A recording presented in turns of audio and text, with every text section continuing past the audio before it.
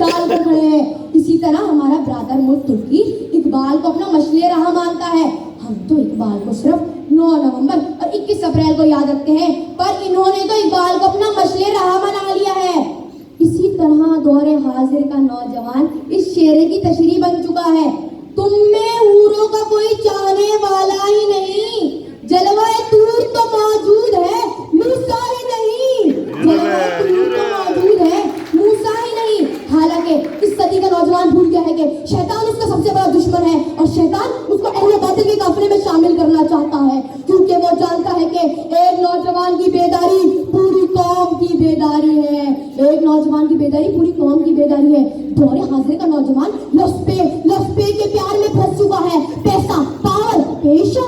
ہمارے معاشرے کو ایسے نوجوانوں کی ضرورت نہیں. وہی جوان ہے قبیلے کی آنکھ کا تارا, شباب جس کا ہے پیدا, ضرب ہے کاری.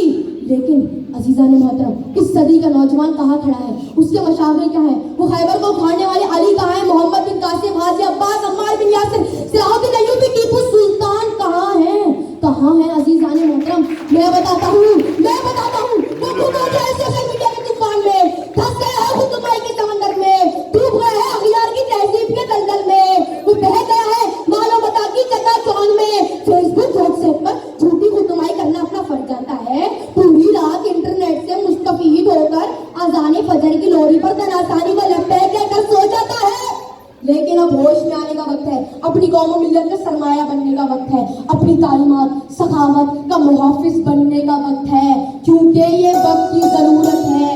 اس لیے یہ آپ کی پہچان ہے, یہ آپ کی ضرورت ہے. دشمن آپ سے خوف زدہ ہے, کیونکہ وہ جانتا ہے کہ یہ بیدار ہو تو 313 ہو یا 72 ہو, ہزاروں پر بھاری ہو جاتے ہیں. اس لیے ان کا سونا ہی بہتر ہے.